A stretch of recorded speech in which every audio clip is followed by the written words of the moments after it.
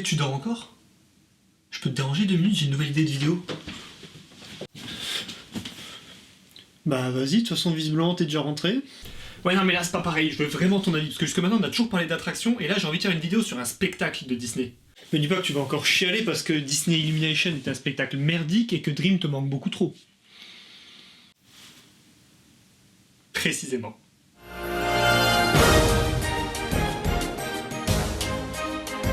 Bonjour à tous, c'est Stéphane, c'est même pour DLP Next, et vous l'aurez compris, dans cette nouvelle vidéo, nous allons parler de Disney Illumination. Tu vas réussir à faire une vidéo objective alors que tout le quartier t'entend pleurer la nuit en regardant des vidéos de Disney Dream? J'y pense presque plus. Vous l'aurez donc compris, pour moi, Disney Dreams, spectacle qui a précédé Disney Illumination, a une énorme place dans mon cœur. Je vais donc commencer par présenter ce spectacle qui, selon moi, fait toute la grandeur d'Illumination, et même peut-être toute la grandeur du parc français, du moins depuis ces 10 dernières années.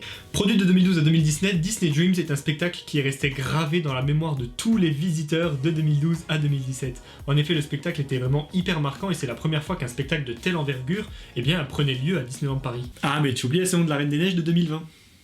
Ne me parle plus jamais de cette saison.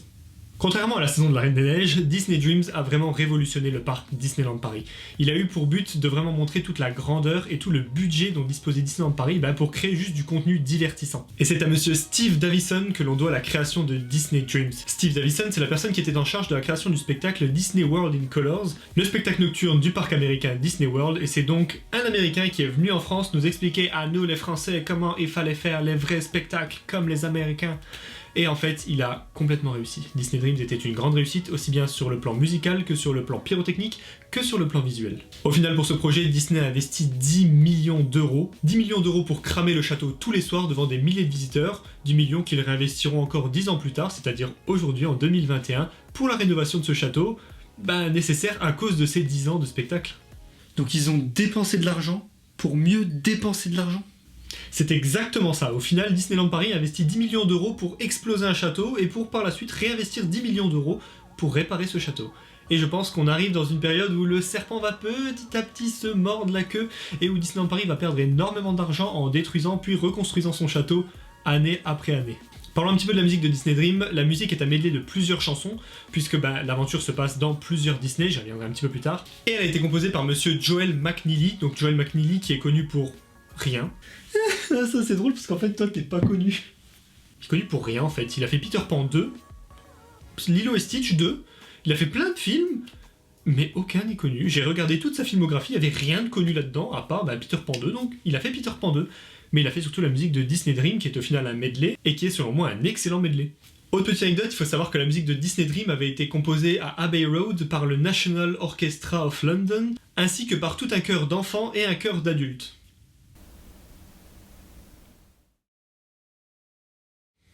Et c'est exactement pas comme ça que je voulais le dire.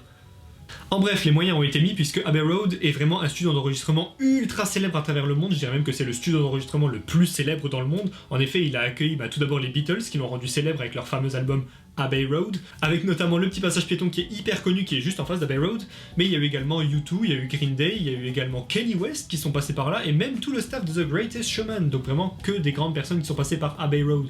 Et je pense que c'est toute cette expérience autour de ce studio qui ont fait de Disney Dreams un spectacle si merveilleux musicalement parlant. Au final, ce spectacle nous raconte l'histoire de Peter et Wendy qui sont à la recherche de l'ombre de Peter. Cette ombre qui était un peu aventurée dans plein d'autres Disney très très connus, notamment Ratatouille, Le Bossu de Notre-Dame, Le Roi Lion, Frozen, Rebelle, au final que des grands classiques Disney. Et notez ça parce que c'est un reproche que je vais faire à Disney Illumination un peu plus tard, et donc c'est important. Au final, le spectacle n'utilise presque jamais la mascotte principale du parc, qui est Mickey, et préfère se pencher plutôt sur des personnages iconiques de notre enfance comme Peter Pan, John Cena, ou alors comme Rémi, ou alors Shrek, comme Mérida, ou alors des personnages qui touchent un petit peu tout le monde sans forcément être vraiment iconiques. Au final, chacun a ses petits souvenirs avec plein de Disney, d'où l'intérêt d'en montrer plein pendant le spectacle, puisque chacun va se reconnaître dans un Disney en particulier, il va donc apprécier ce spectacle à sa façon, rien qu'à ce moment-là. Et surtout, le plus important, c'est que Disney Dreams n'utilise que des personnages dessinés. Il n'utilise à aucun moment des personnages live action. Le spectacle est extrêmement bien construit, il y a tout d'abord une phase d'introduction où Peter discute avec Wendy et ils nous introduisent un petit peu à l'ambiance de ce spectacle. Ensuite, il y a toute la phase de péripéties où l'ombre va se balader de Disney en Disney, nous faisant découvrir du coup de nombreux cadres et de nombreux personnages. Puis à la fin, il y a vraiment la grosse aventure où il y a plusieurs méchants Disney, tout ça pour finir sur le dénouement final où tout le monde est heureux et où il y a tous les feux d'artifice. Et voilà comment on fait un spectacle bien construit. Maintenant on va parler de Disney Illumination, on va voir comment faire un spectacle mal construit. Projeté pour la première fois pour les 25 ans de Disneyland Paris, j'en ai parlé dans le calendrier de l'avant, Disney Illumination a commencé du coup en 2017. Pour cette occasion, Disney annonce beaucoup plus de feux d'artifice, des projections beaucoup plus larges, il faut savoir qu'avant les projections étaient uniquement sur le château, là Disney Illumination voit plus grand et projette également sur les collines de chaque côté du château, ce qui peut donner beaucoup plus d'ampleur et beaucoup plus de possibilités. Et cette fois-ci aux commandes c'est Cathy Harris. Cathy Harris est une cast member qui a maintenant 28 ans d'expérience auprès de Disneyland Paris et qui a fait un petit stage aux États-Unis et au final c'est une personne qui a été formée par les Américains mais qui a toujours gardé une façon de travailler à la française puisque elle a travaillé pendant 28 ans sur le parc français. Elle n'a pas connu vraiment l'ambiance des parcs américains, à part pendant ses peut-être 7 mois de travail sur les parcs américains pour s'inspirer un peu de ce qui se faisait par là-bas. Au final, je pense qu'on a quelqu'un qui a énormément observé le travail pour Disney Dreams et qui a essayé de faire un peu la même chose pour Illumination en essayant de se renouveler un petit peu avec les films tendances du moment. Et le souci, c'est que ce qui était tendance à ce moment-là, c'était les live action. Vous l'aurez bien compris, Disney Illumination voit très grand, mais Disney Illumination souffre d'un énorme problème. Et pour introduire ce problème, je vais vous parler de ce qu'est un money shot. Non, ne cherche surtout pas sur internet. Il faut surtout pas chercher money shot sur internet, ça a deux sens. Un premier très particulier et un second qui parle de cinéma. Et nous, c'est de celui qui parle de cinéma dont on va parler. Un money shot, c'est une prise de vue dans un film qui coûte extrêmement cher et qui n'a aucun autre but que de faire de la pub. Énormément de films l'utilisent, même tous les énormes films l'utilisent, et ça a pour but de faire parler du film. Dans la bande-annonce, c'est vraiment le plan qu'on va montrer, c'est vraiment pour donner envie aux spectateurs d'aller voir le film et de se dire waouh, ça va être grandiose. C'est le plan qui coûte extrêmement cher, qui n'a pas forcément d'intérêt au niveau de l'histoire, mais qui est là pour faire vendre. Le money shot est vraiment un argument commercial ultra puissant. J'en ai pour preuve la scène où arrivent tous les Avengers à la fin de Avengers Endgame, ou alors la scène là dans Inception, ou alors plein d'autres scènes dans le cinéma mondial.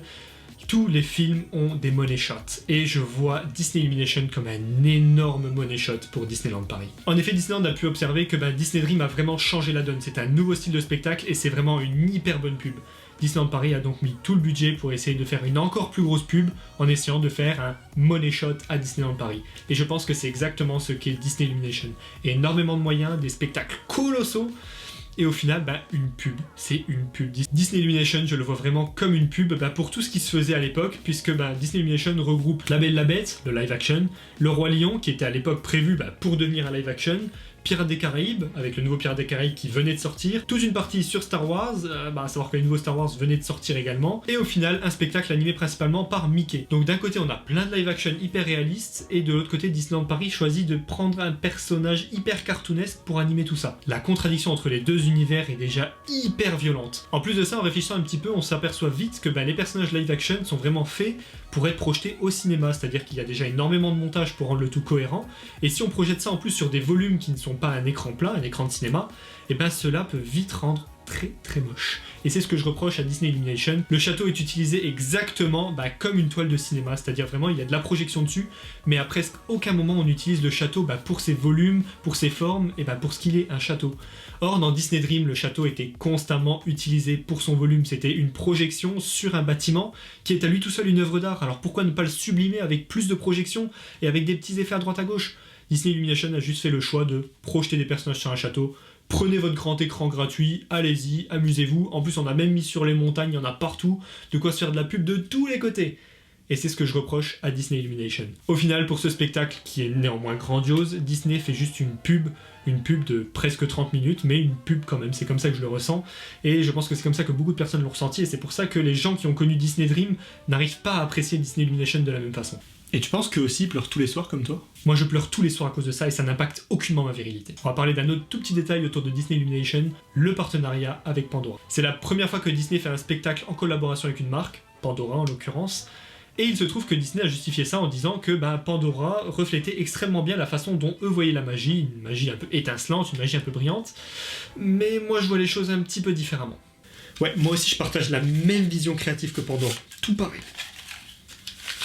Et c'est exactement comme ça que je vois ce partenariat. Au final, je vois surtout ça comme une façon de Disneyland Paris d'avoir plus de budget pour le spectacle, à savoir que vraiment ces spectacles nocturnes consomment énormément d'argent, c'est vraiment un gouffre financier pour Disney, tout ça pour de la communication, au final ça n'apporte rien du tout, les visiteurs ne payent pas juste pour voir le spectacle, ils payent pour la journée à Disneyland Paris, c'est un bonus entre guillemets. Et Disneyland perd énormément d'argent en faisant ça, et je pense que l'arrivée de partenariat pouvait devenir nécessaire, vu les coûts engendrés. Ce que j'espère juste, c'est que tous les spectacles ne vont pas finir sponsorisés par des marques, parce que sinon on va se retrouver dans un beau bordel. Mais mine de rien, Disney Illumination nous rappelle que Disneyland Paris garde toute sa magie, Disney est encore capable de dépenser énormément d'argent pour faire plaisir à ses visiteurs, et ça nous rappelle que y a des gens quand même qui continuent à se creuser un peu la tête pour savoir comment mieux faire, comment continuer à préserver cette magie, comment se renouveler, et c'est ces gens-là qu'il faut énormément remercier. J'ai passé 5 ou 10 minutes à critiquer Disney Illumination, mais mine de rien, je n'ai encore rien vu de tel dans aucun autre parc que j'ai fait dans ma vie.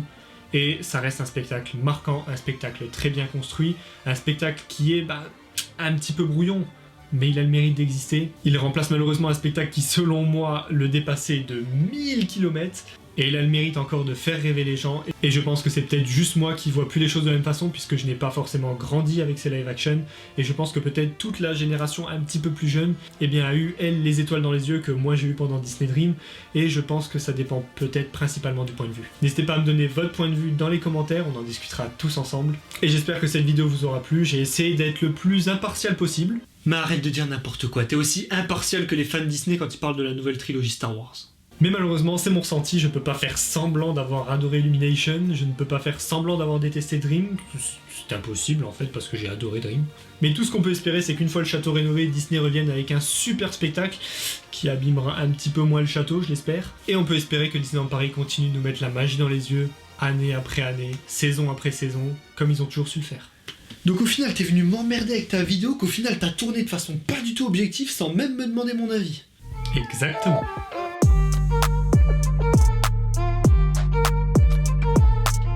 C'était rien pour DLPNext, j'espère que cette vidéo vous aura plu. Si c'est le cas, n'hésitez pas à mettre un petit pouce bleu et à vous abonner pour ne rien rater de nos vidéos. En attendant, je vous invite à nous rejoindre sur Instagram, @DLPNext, sur Facebook, sur Twitter, on est partout. Et on se retrouve très vite pour une prochaine vidéo. Ciao!